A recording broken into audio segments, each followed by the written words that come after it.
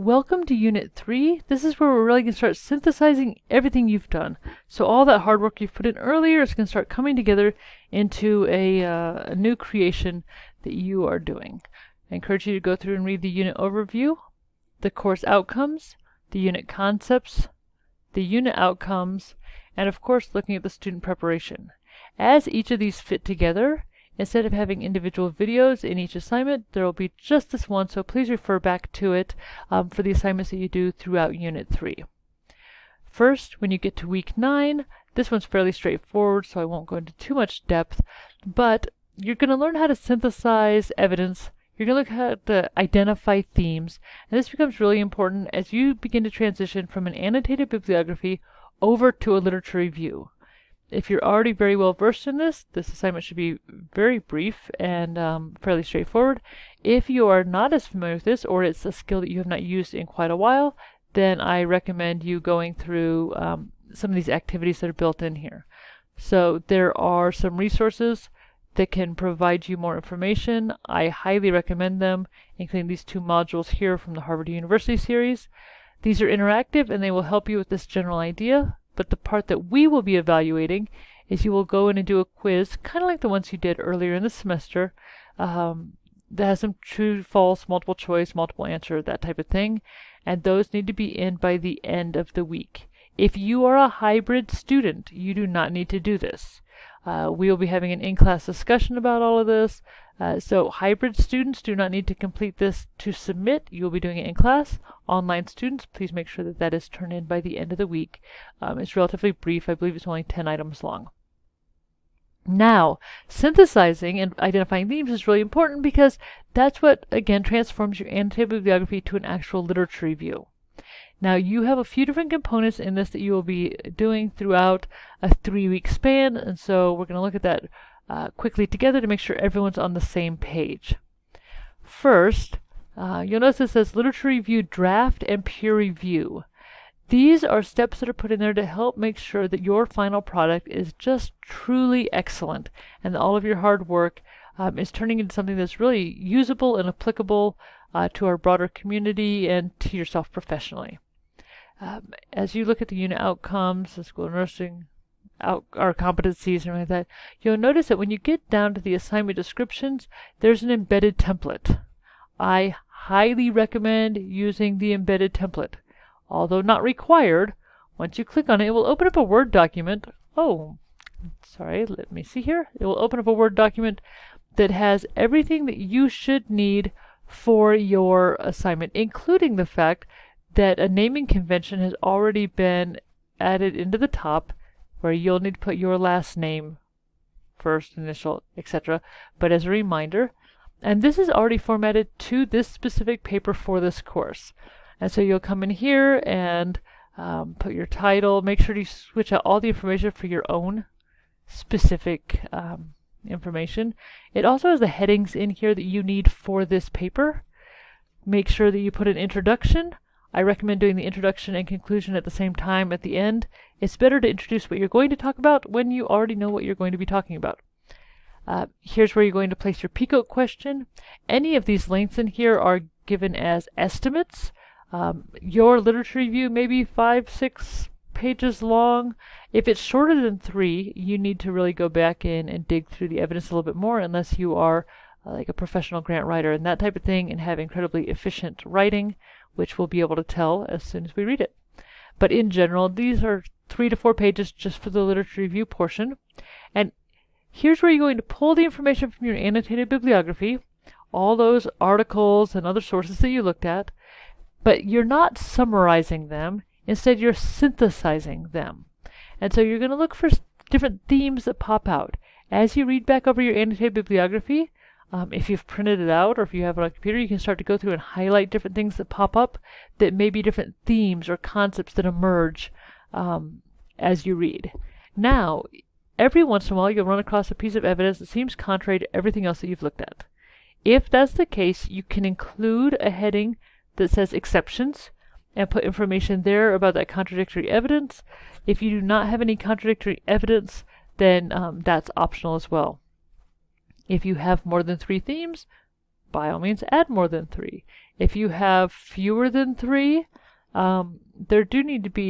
there's always at least more than one theme that emerges, so please kind of see what all you're finding. But this is where you're going to synthesize your findings together.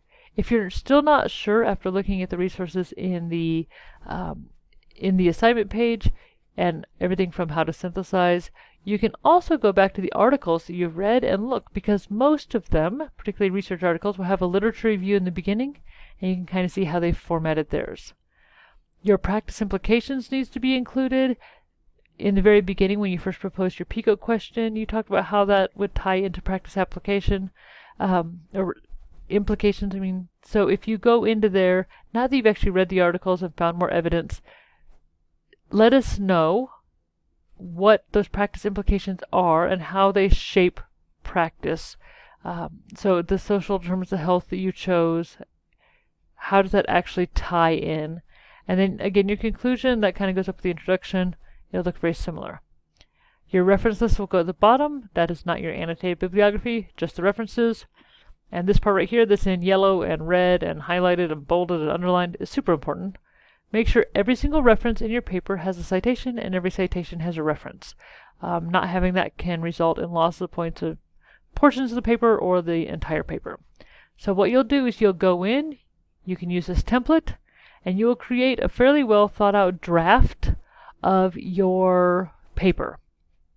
Then you're going to submit it. This is set up as a discussion page. You will submit your draft into the discussion page by the end of week 10. And that's really important that they're in time, because then the next week is set aside for peer review. So you will go in into at least 3 group members, and you will download their papers onto the computer that you are using. And in that, first there's the naming convention that needs to be used. You'll notice that when you resubmit, there's a second naming convention that will be used. But if you are not familiar with cat tracks, I have a brief example here. In a font, in the top of Word, if you've never looked at these little tabs up here other than Home, there's one called Review, and in that there's a system called Track Changes. With Track Changes, this is where you can go in and you can make changes to the document. So if, for example, the person wrote, "Hello, welcome to 4200," and you thought, "Oh, you know what, 4200 seems a little vague. Maybe it needs to instead say, Introduction to EBP, or Evidence-Based Practice." You can go in and put a comment. Or if, for example, you think that there needs to be something added, so every time you click New Comment, it'll pop up with another box here. You can say, consider adding information about the course, or whatever it is. If you think there's something they need to add, you can have them add that. If you think something needs to be removed, so let's say that I come here and I press delete. When they review that, it will show up that you have removed that, because it will be their paper instead of ours. Doing track changes on my own initial document at the moment doesn't allow full capabilities, but you can go in there and you can show markups, you can show what's been formatted, you can show, like I said, different comments. So you will go in, you will download, I don't need to save that, you will download the papers for at least 3 people in your group. You will use Track Changes to go in and make revisions, recommendations, suggestions, edits, whatever that is. And then you will save the document with that new title here. So that's that same naming convention with a little bit added to the end. And you'll make sure to reload those as responses in that same discussion page back to where that paper was.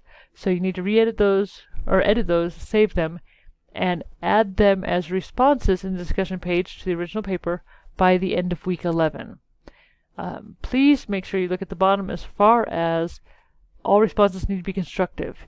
If things in there are belittling, rude, destructive, come across as bullying or insulting, that's not tolerated within our professionalism clauses, and that can result in a loss of points for the individual who does the negative wordings, that can end up with partial or full removal of points for this assignment.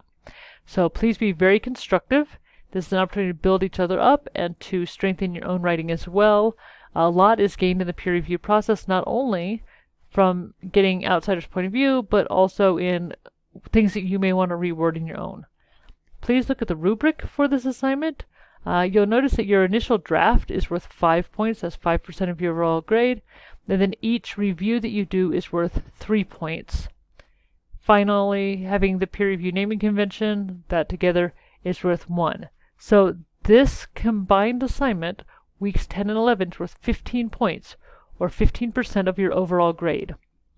By going in and doing a thorough job in this, it will make the next large assignment, the week 12 assignment, go very smoothly. So you've done your draft, you've gone in, you've peer reviewed. You need to go in and read the comments that were left for you by your peer reviewers.